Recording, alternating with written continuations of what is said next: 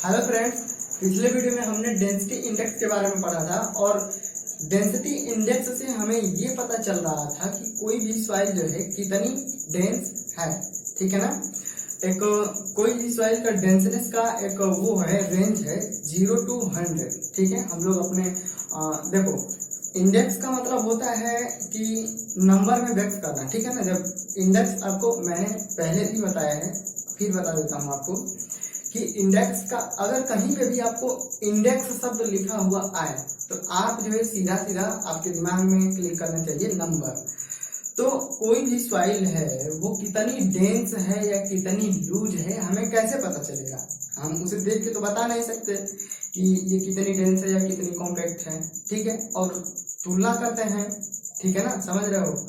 हम जब कहेंगे कि वो डेंस है तो कैसे कहेंगे कि डेंस है? हम इसी चीज से तुलना करेंगे ना। जैसे कि पत्थर है तो वो तो सॉलिड है, एकदम कॉम्पैक्टेड है, तो हम पत्थर को हमारे दिमाग में होगा पत्थर, तो उसे तुलना करेंगे तो ये डेंस है। समझ रहे हो। तो डेंसिटी इंडेक्स, तो डेंसिटी का मतलब होता है घनत्व। ठीक है ना। तो हम डेंसिटी इंडेक्स से ये पता लगा रहे थे कि कोई भी सॉइल है उसकी इकाई वॉल्यूम में कितना जो है सॉइल के कण है। तो जितने ज्यादा सॉइल के कण रहेंगे, अगर यूनिट वॉल्यूम हम लेंगे, मान लो कि हमने 1 मीटर क्यूब जो है वॉल्यूम लिया, तो उसमें मृदा के कण कितने हैं? तो अगर मृदा के कणों की संख्या ज्यादा होगी तो जाहिर सी बात है कि उसमें वॉइड्स जो है कम होंगे। तो अगर वॉइड्स कम होंगे तो उसकी जो है डेंसिटी क्या होगी? ज्यादा आएगी, है ना। तो वो क्या होगा? ज्यादा डेंस है। अगर मृदा के कणों की संख्या कम होगी तो उसमें जाहिर सी बात है कि वॉइड्स ज्यादा होंगे, तो वो क्या है? कम डेंस है, क्योंकि उसमें रंध्र जो है ज्यादा होंगे। ठीक, तो इंडेक्स डेंसिटी इंडेक्स से जो है हम लोग एक रेंज था 0 to 100 के बीच में जो है कोई भी सॉइल डेंस हो सकती है, लेकिन वो कितना डेंस है वो हम निकाल रहे थे, है ना, कि नेचुरल कंडीशन में वो कितनी डेंस है। तो हमने देखा या मैंने आपको बताया होगा कि कोई भी सॉइल जो है एकदम 100% जो है डेंस नहीं हो सकती, है ना। ऐसा नहीं हो सकता कि उसमें पूरे के पूरे क्या हो, एकदम से वॉइड्स जो है खत्म हो जाए। वॉइड्स कुछ ना कुछ जो है रहेंगे। तो जो रेंज था 0 to 100, वो जो है कोई भी सॉइल 95% तक जो है या 90% तक जो है डेंस हो सकती है ना। तो अब रिलेटिव डेंसिटी हम लोग पढ़ते हैं। क्यों? क्योंकि उससे जो है हमें जैसे सॉइल हमने सॉइल आगे पढ़ेंगे या आपको पता होगा कि सॉइल जो है 2 प्रकार की होती है ना। एक कोहेसिव सॉइल होती है, एक कोहेजन लेस सॉइल होती है। तो मैंने आपको बताया है पीछे कि जो सैंड है और ग्रेवल है ये कोहेजन लेस सॉइल है, यानी कि इनके कण जो है सैंड या ग्रेवल के जो कण होते हैं वो आपस में चिपकते नहीं हैं। और आपको पता होगा कि एक ही प्रकार के अणुओं के बीच में लगने वाले आकर्षण बल को कोहेजन कहते हैं, है ना। तो सैंड या ग्रेवल के पार्टिकल के बीच में आपस में आकर्षण बल नहीं लगता, वो चिपकते नहीं है, यानी कि उसमें जो है कोहेजन नहीं है। तो इसीलिए हम उनको बोलते हैं कोहेजन लेस या नॉन कोहेसिव। ठीक है। तो अगर कहीं पे भी आपको शब्द मिले कि नॉन कोहेसिव सॉइल या कोहेजन लेस सॉइल, तो आपके दिमाग में तुरंत आना चाहिए कि वो या तो सैंड है या तो ग्रेवल है। ज्यादातर जो है सबसे पहले आपके दिमाग में आना चाहिए कि वो सैंड है ना। अगर कोहेसिव सॉइल की बात करें कि सॉइल क्या है, कोहेसिव है, तो इसका मतलब है कि उसके कणों के बीच में जो है आपस में आकर्षण बल लग रहा है। ठीक है। तो आपस में जब आकर्षण बल लगेगा, कोहेसिव सॉइल कहेगा, तो आपके दिमाग में सबसे पहला जो आना चाहिए वो आना चाहिए क्ले, और इसके बाद आना चाहिए सिल्ट। तो दिमाग में आप बात याद रखेंगे कि सिल्ट और क्ले दोनों क्या है? कोहेसिव हैं। अगर एग्जाम में पूछेगा कि सिल्ट कौन सी सॉइल है, नॉन कोहेसिव या कोहेसिव है, तो आपको टिक करना है कोहेसिव सॉइल है सिल्ट। ठीक है ना। और क्ले तो है ये है। ठीक है। तो डेंसिटी इंडेक्स से अगर कोई सॉइल जो है कोहेसिव थी, जिसके पार्टिकल के बीच में आकर्षण बल लग रहा था, तो उससे जो है हम उस सॉइल की डेंसिटी नहीं अच्छे से ज्ञात कर पाते। ठीक है। क्योंकि जब हम उसका वाइड रेशियो निकालेंगे तो देखो अब पार्टिकल जो है आपस में चिपक रहे हैं, ओके कोहेसिव सॉइल है, तो उसके पार्टिकल आपस में चिपक के एक समझ रहे हो फ्लोकुलेंट बना लेंगे, ठीक ना, फ्लो। तो इतना बड़े बड़े हो, जैसे छोटे छोटे पार्टिकल जुड़ करके इतने बड़े बड़े हो जाएंगे, तो लगेगा अब इतने बड़े हो जाएंगे ना, तो वो एक अलग पार्टिकल की तरह व्यवहार करेंगे, जैसे लगेगा कि यही सबसे छोटा यूनिट है, लेकिन वो तो आपस में चिपके हुए हैं। और जब वो आपस में चिपके हुए हैं तो जाहिर सी बात है कि उनके बीच में कुछ ना कुछ वॉइड्स होगा। तो इसी कारण से हम लोग डेंसिटी इंडेक्स से जो है कोहेसिव सॉइल की जो है डेंसिटी इंडेक्स नहीं अच्छे से ज्ञात कर पा रहे थे। इसका मतलब कि हमें अच्छे से ये नहीं पता चल पाता था कि जो कोहेसिव सॉइल है वो कितनी डेंस है या कितनी कम डेंस है, ठीक है ना। तो इसीलिए हमने जो है रिलेटिव कॉम्पैक्शन को जो है इसके माध्यम से जो है हम ज्ञात करते हैं। कोहेसिव सॉइल और नॉन कोहेसिव सॉइल दोनों सॉइल के लिए यूज करते हैं कि जो है कितनी वो डेंस है, ठीक है। तो एग्जाम में आपसे अगर पूछ लेगा कि डेंसिटी इंडेक्स से किस सॉइल की डेंसिटी ज्ञात करते हैं, कॉम्पैक्टनेस ज्ञात करते हैं, तो आप लोग टिक लगाएंगे कि नॉन कोहेसिव सॉइल, ठीक है। और रिलेटिव कॉम्पैक्शन के द्वारा हम लोग कोहेसिव और नॉन कोहेसिव दोनों की जो है हम लोग कॉम्पैक्टनेस जो है ज्ञात करते हैं, ठीक है ना।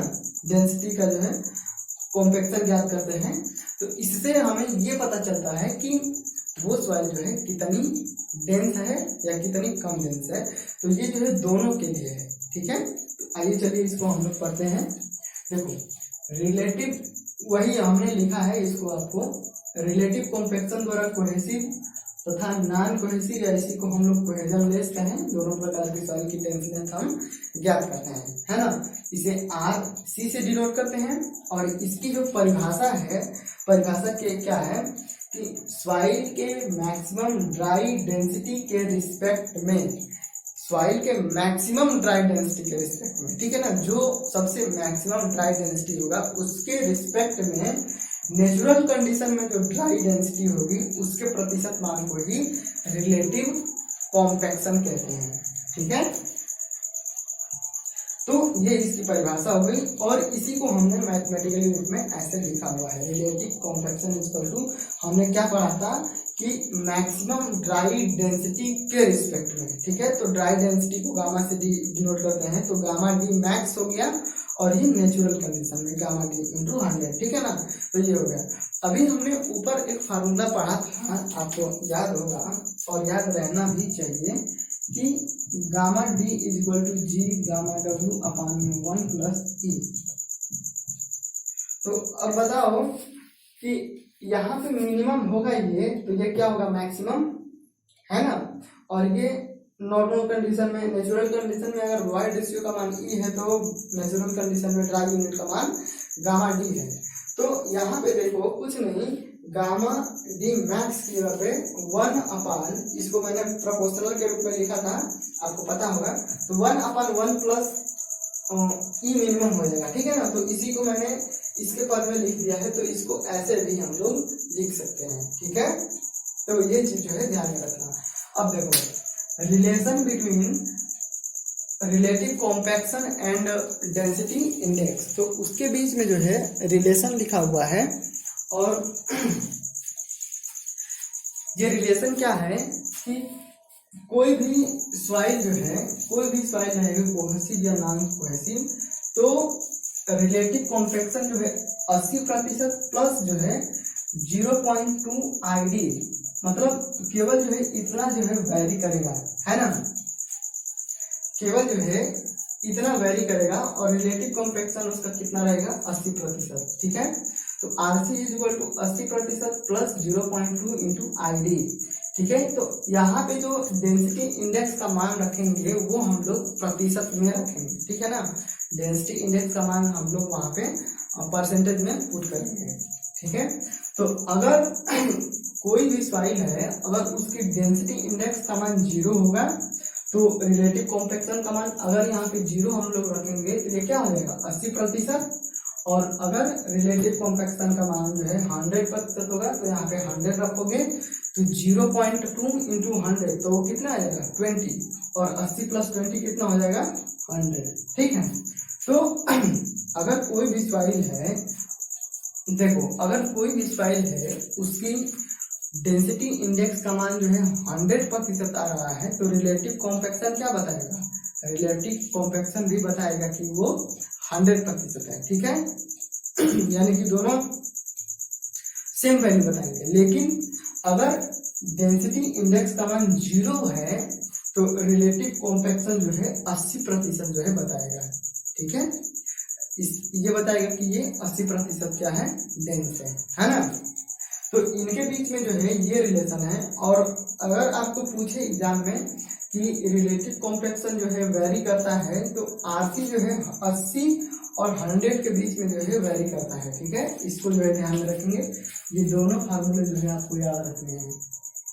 ये वाला भी एग्जाम में पूछे जाते हैं और ये भी पूछा जाता है कि रिलेटिव कॉम्पैक्शन जो है कितने से कितने के बीच में वेरी करता है, तो 80 और 100 के बीच में वेरी करता है। और ये जो है relative compaction equal to 80 plus 0.2 into ID density index के बीच में वो रिलेशन है। तो इस चीज को जो है ध्यान में रखेंगे। तो इस वीडियो में हमने रिलेटिव कॉम्पैक्शन के बारे में पढ़ा। तो अगर आपको अच्छा लगा हो तो चैनल को सब्सक्राइब कर लेना, लाइक कर देना, शेयर कर देना, और कुछ ना समझ में आए हो तो कमेंट करके पूछना। ठीक है।